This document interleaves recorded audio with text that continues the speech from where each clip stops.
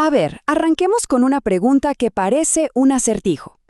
¿Qué puede conectar una crisis de asma que cierra los bronquios, el dolor crónico de la artritis reumatoide y el delicado proceso de un trasplante de riñón? Son escenarios médicos totalmente distintos, ¿verdad? Pues la respuesta está en una sola pero potentísima clase de fármacos.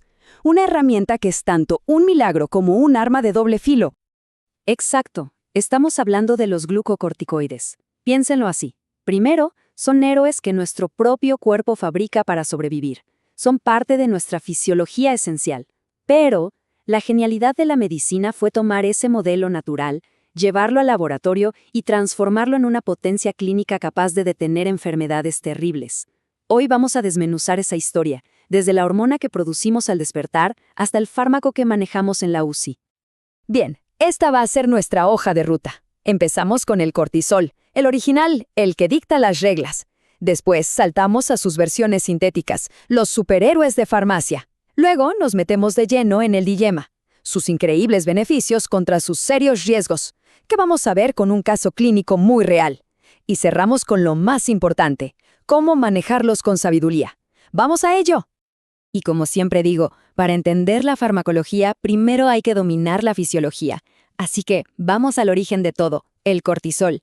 Este es el glucocorticoide principal que fabrican nuestras glándulas suprarrenales y quiero que esto quede clarísimo. Es una hormona vital. Sin cortisol, no funcionamos. El cortisol, que quizás lo conocen en su forma farmacéutica como hidrocortisona, es como el gerente general de nuestro cuerpo. Se le llama la hormona del estrés, pero esa etiqueta se le queda muy corta.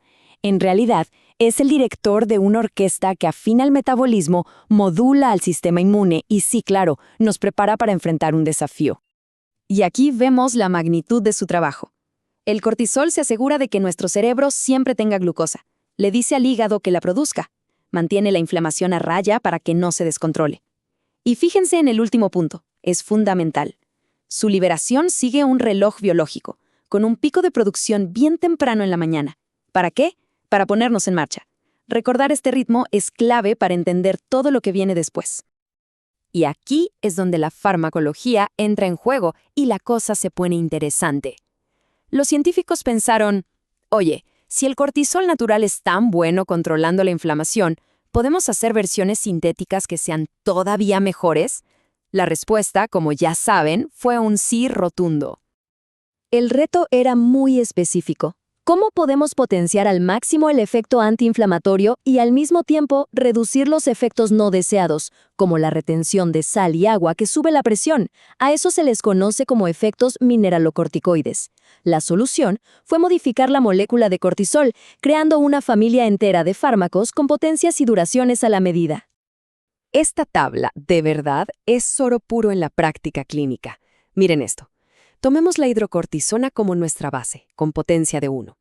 Ahora, la prednisona, un caballo de batalla en cualquier hospital, es 4 veces más potente contra la inflamación y su efecto de retener sal es mínimo. Pero luego está la dexametasona, es 30 veces más potente que el cortisol y con 0 actividad mineralocorticoide. Esto nos explica por qué 5 miligramos de prednisona hacen el trabajo de 20 miligramos de hidrocortisona. Este concepto de dosis equivalentes es vital. Gracias a esa potencia y versatilidad, el campo de acción de los glucocorticoides es gigantesco. Donde haya una batalla contra la inflamación o un sistema inmune desbocado, ahí estarán ellos. Desde una simple urticaria hasta el manejo de un lupus complejo, o la misión crítica de evitar el rechazo de un órgano trasplantado. En muchos casos, no es una exageración decir que son fármacos que salvan vidas. Pero, y aquí viene el gran pero, como en todo, un gran poder conlleva una gran responsabilidad, y en farmacología, un gran poder casi siempre viene de la mano con grandes riesgos. Aquí es donde la historia del fármaco milagroso se complica y donde empieza el verdadero arte de la medicina. Esta es la gran paradoja de los glucocorticoides. Su superpoder es a la vez su punto débil. Los mismos mecanismos que apagan la inflamación son los que pueden descontrolar el azúcar en la sangre. La misma inmunosupresión que salva un riñón trasplantado nos deja vulnerables a infecciones. El efecto catabólico, que rompe proteínas para generar energía, también debilita nuestros huesos y músculos. Y aquí está la frase que tienen que grabarse a fuego. La toxicidad es dosis y tiempo dependiente. Un ciclo corto de prednisona para una crisis de asma por lo general no da mayores problemas, pero un tratamiento de meses o años para una enfermedad autoinmune, ahí es donde la balanza de riesgo-beneficio se vuelve un desafío diario. Para que estos riesgos no sean una simple lista en un libro, vamos a ponerles cara y nombre. Vamos a ver un caso clínico clásico, uno que van a encontrar sí o sí en sus rotaciones. Hablemos del síndrome de Cushing causado por nosotros, por los medicamentos, es decir, iatrogénico. O sea, lo que estamos haciendo es crear artificialmente una enfermedad. Al dar esteroides de afuera, en dosis mucho más altas que las que el cuerpo produciría, y por mucho tiempo, replicamos los efectos de un cuerpo que está sobreproduciendo cortisol. Y el cuerpo, claro, reacciona a ese exceso. Imagínense este escenario, súper común. Un paciente con lupus, una enfermedad que se mantiene a raya gracias a 20 miligramos de prednisona diarios, y así lleva ya más de un año. El tratamiento funciona, la enfermedad está controlada. Pero hoy llega a consulta. Nos cuenta que ha subido de peso, pero es un peso raro, sobre todo en el torso. Su familia le dice que tiene la cara más redonda, como una luna llena. Siente que le falta fuerza en las piernas para subir escaleras. Y al explorarlo, vemos en su abdomen unas estrías anchas, de un color rojo violáceo intenso. La pregunta es obvia. ¿Qué está pasando aquí? Lo que estamos viendo es el manual de un exceso de glucocorticoides hecho persona. La cara de luna llena, la obesidad central, esa grasita en la nuca llamada jiba de búfalo, la piel tan delgada que se rompe con nada, todo es una manifestación directa de esos efectos metabólicos y catabólicos de los que hablamos. La balanza se ha inclinado peligrosamente hacia el lado del riesgo. Ok, reconocer el problema es el primer gran paso. Pero el siguiente, y el más importante, es saber cómo manejar estos fármacos para evitar llegar a este punto, o al menos minimizar los daños. Esto ya no es solo ciencia, es sabiduría clínica. Y aquí llegamos al concepto más crítico para un manejo seguro, la supresión del eje hipotálamo-hipófisis adrenal, o eje HPA. Imaginen que este eje es la fábrica de cortisol del cuerpo. Si le damos cortisol de fuera por semanas o meses, la fábrica dice, perfecto, no necesito trabajar, y se apaga. Las glándulas suprarrenales se atrofian por falta de uso, se vuelven dependientes del fármaco.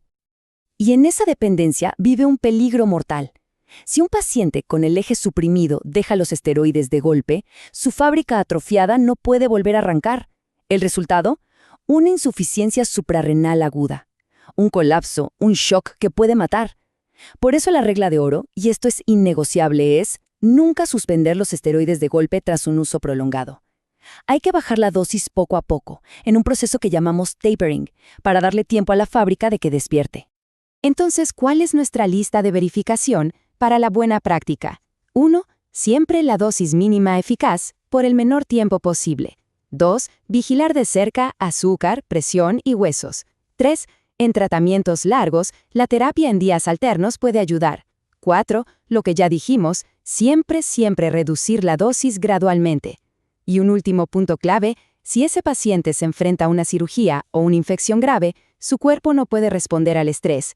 Nosotros tenemos que darle dosímetros de estrés extra para compensar. Al final, todo se resume en el balance. Los glucocorticoides no son ni buenos ni malos. Son sin duda una de las herramientas más poderosas que tenemos. Salvan vidas, alivian el sufrimiento. Pero ese poder exige respeto, conocimiento y una vigilancia constante. La verdadera maestría clínica no está en saber qué recetar, sino en entender la fisiología a fondo para poder sopesar el beneficio y el riesgo en cada paciente cada día.